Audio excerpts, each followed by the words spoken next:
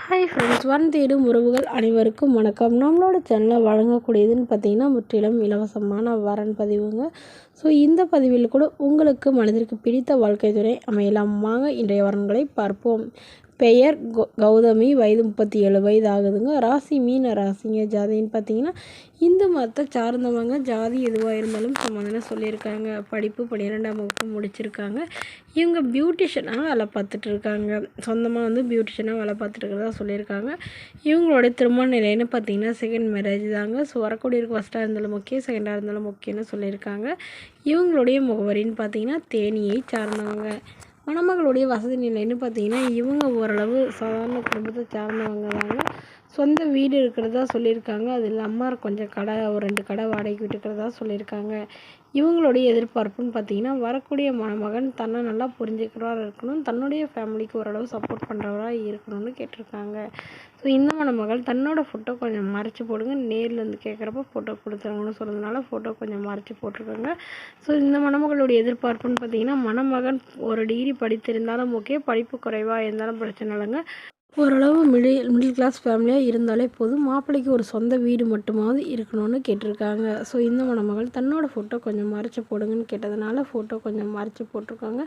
நேரில் கேட்குறப்ப ஃபோட்டோ கொடுத்துருங்கன்னு சொல்லியிருக்காங்க. ஸோ இந்த மணமகளை உங்களுக்கு பிடிச்சிருந்தா கீழே உள்ள வாட்ஸ்அப் நம்பரை தொடர்பு கொள்ளவும்.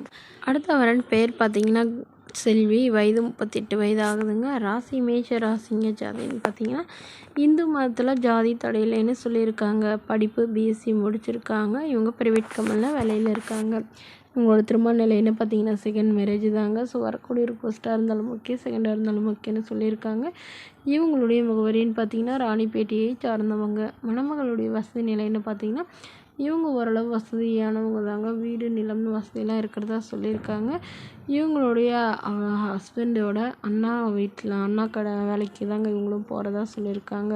ஸோ இவங்களோட ஹஸ்பண்ட் தவறிட்டாங்க. ஸோ இவங்களுக்கு ஒரு பையன் மட்டும்தாங்க. பையன் லவ் மேரேஜ் பண்ணிட்டு போயிட்டு தாவும் இப்போ இவங்களுக்குன்னு துணை யாரும் இல்லைங்கிறதுனால இவங்க மறுமணம் பண்ணுறதாகவும் சொல்லியிருக்காங்க.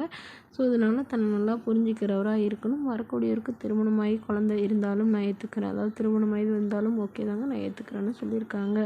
ஸோ மணமகன் ஓரளவு ஒரு 10வது படிச்சிருந்தா பற்றாக இருக்கணும்னு எதிர்பார்க்குறாங்க.